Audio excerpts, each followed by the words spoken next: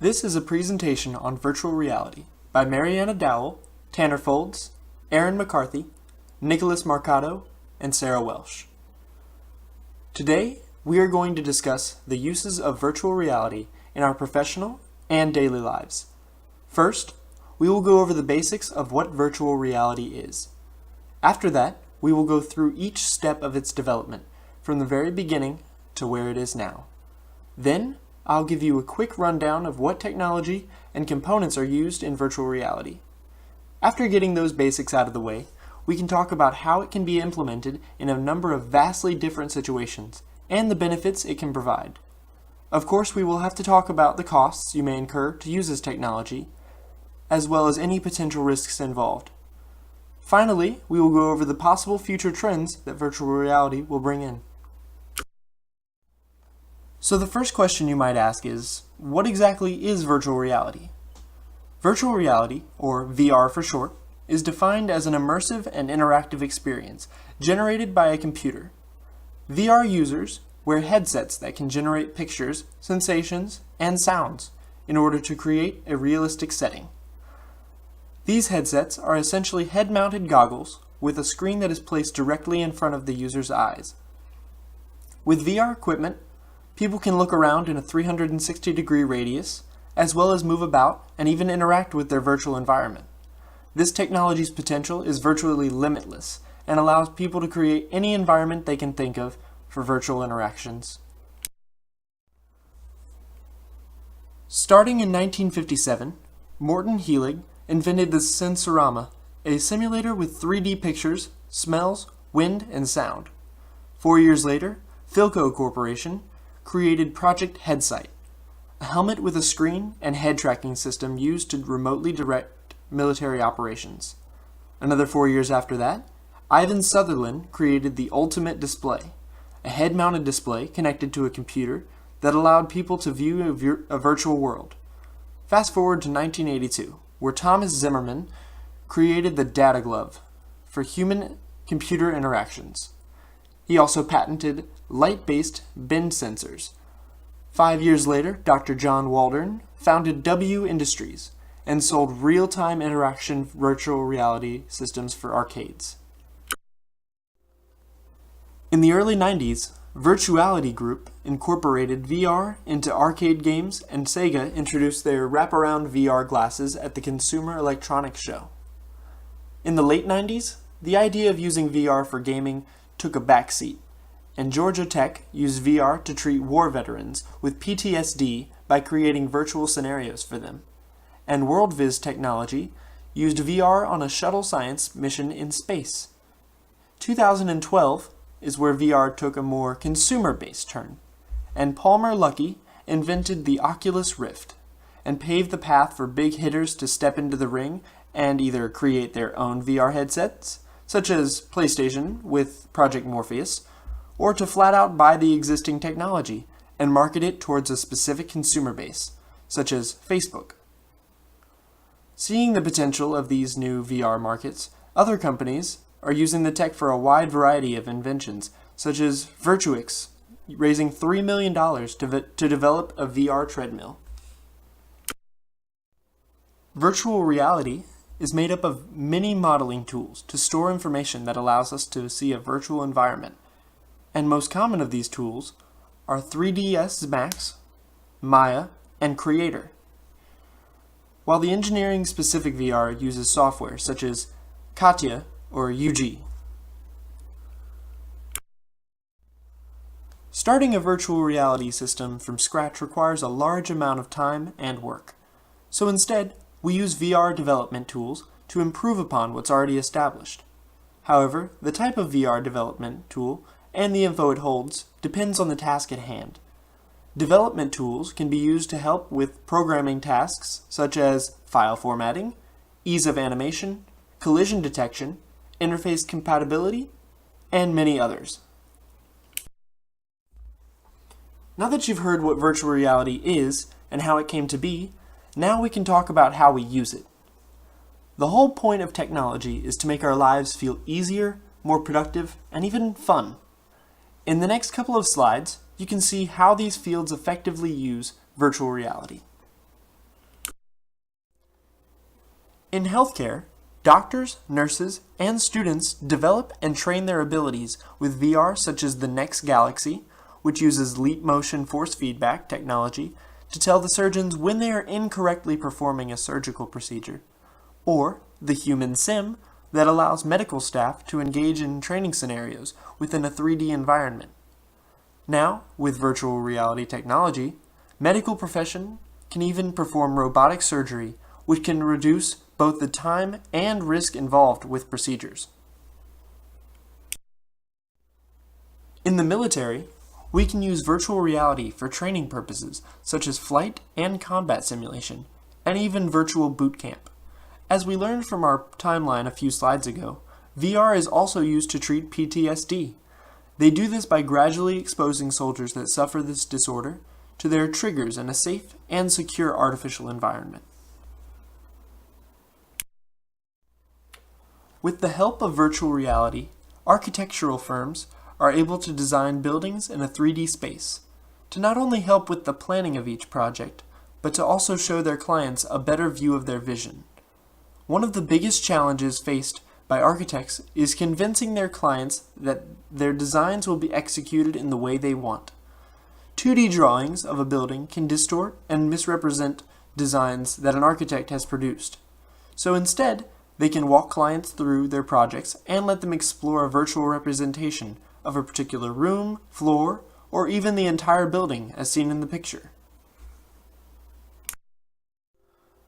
For education, virtual reality has the potential to completely change how classes are taught. One company, Nearpod, focuses on enhancing the classroom learning experience with VR technology.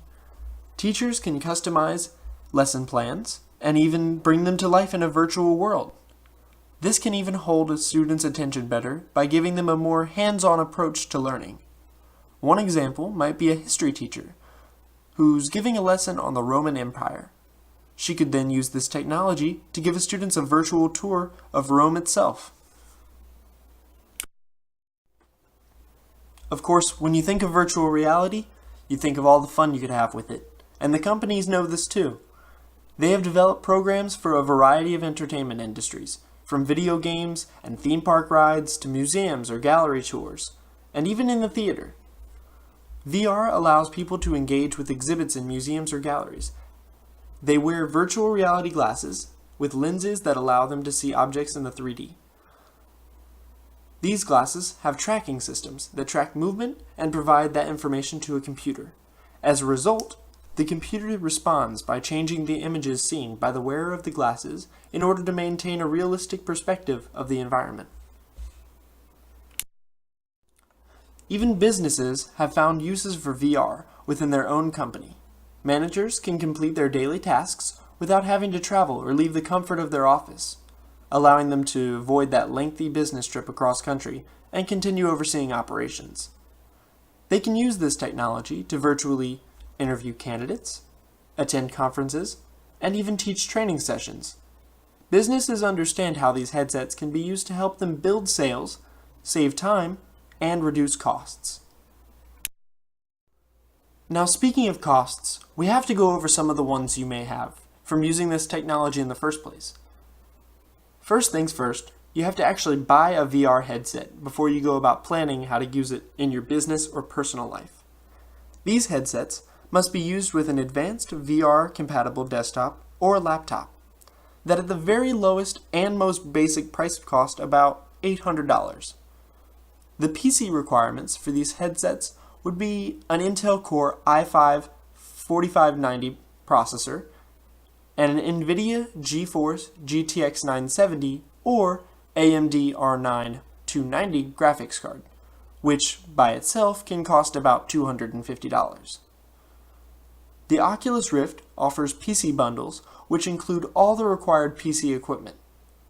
These bundles can range from $1,400 to over $3,000. VR games for the Oculus Rift range in price from $5 all the way to $60, the full price of a AAA title on any gaming platform. PlayStation also offers a VR bundle which can be found at Best Buy for $500 and includes a headset, processor unit, headphones, cables, and 2 motion controllers. In the following slides, you can see a few options for the VR headsets and VR-compatible computers, as well as the costs associated with them. VR headsets can range from $50 for the Homido to $2,700 for the Microsoft HoloLens. How much you pay all depends on what you want to use the headset for. An HTC Vive costs about $800 at Amazon, whereas an Oculus Rift costs about $600 on Amazon. Sony PlayStation VR is $400 on Amazon. A Zeiss VR1 is about $130 on Amazon, whereas an LG 360 VR is about $100 on Amazon. A Samsung Gear VR costs about $80, and a Google Daydream View is another $80 purchase. As I stated earlier, you also need a computer for the headset to run with. You can get a desktop anywhere from $800 to $2,000, again, just based on how much you want to do with the VR technology. A Velocity Microraptor Z95 costs $2,000, whereas an Acer Predator costs $1,900. An Origin Genesis and a CUK MSI Nightblade both cost just over $1,800, whereas a Main Gear Rush X99 Superstock, Falcon Northwest Talon, and Origin Chronos VR all cost in the $1,700 range. A CUK Sentinel costs $1,600, and an Alienware Aurora costs $800, the cheapest of the bunch. While laptops are a little more expensive, ranging from $1,400 to $3,000, they also provide you with the mobility of taking VR anywhere with you, giving you much more freedom than a traditional desktop would provide. An MSI GT7 3VR Titan Pro 201 series is $3,000, whereas an Acer Predator 17X is $2,800. A Velocity Micro Signature 17 is $2,700. An Asus ROG G75 2VS Overclocked Edition is $2,450. A Gigabyte P37X V6 is $2,300. The Razer Blade GeForce GTX 1060 is $2,100. An Origin Eon 17X10 series is a little over $1,800, whereas an MSI GT6 2VR Dominator Pro is $1,500. A CUK MSI GE62 VR Apache Pro is just over $1,400. Here, I will give you an overview and a recap of some of the benefits that you can expect from virtual reality. In the healthcare field, trainees can use VR to practice different procedures to acquire more precise knowledge and understanding of the human body and surgical procedures. Using VR for these purposes can ensure more accurate performances from our doctors, nurses, paramedics, and counselors. Using VR for these occupations will help students and new employees to learn the skills they need for the job without the risk of someone's life or well-being. Some of the educational benefits we would see is virtual reality being used with education more commonly than ever. As generations pass, the world becomes more digital in every aspect. Linking VR to education is an effective way to keep newer generations of students intrigued. With other benefits of VR and education include immersive experience, immediate engagement, being suited to all types of learning, and active experiences as opposed to passive. Some architectural benefits we would see is expecting VR to revolutionize the way architects work. VR can be customized to an individual experience, thus providing an experience catered to that person's tastes. VR is extremely low cost to implement. VR can also give those who are studying architecture much more in-depth training and make construction sites more efficient, intuitive, and safe. Now, with every step forward, there will be some risks involved, but as long as you are aware of them and able to compensate for them, you should not have any issues. Just to list a few, virtual reality headsets can induce nausea, fatigue, and dizziness in some users. And while game developers have tweaked their designs to limit nausea, it is still recommended that users take frequent breaks. Realistic simulated motion can result in negative neurological effects, such as virtual reality sickness or simulator sickness. Headsets also make users blind to the world around them. Users could injure themselves or others around them while playing a game, and some advanced VR systems have cables that can easily be tripped over while wearing a headset. Users may experience eye fatigue or injury due to having a screen inches away from their eyes during use. VR has grown substantially from what it was just a decade ago. With more investment and focus put into VR, it is expected to expand from the gaming sector to become normalized and more present in everyday life. VR is expected to expand in fashion and retail, allowing for an immersive experience for consumers with technology like VR mirrors and fitting rooms, giving a more personalized experience.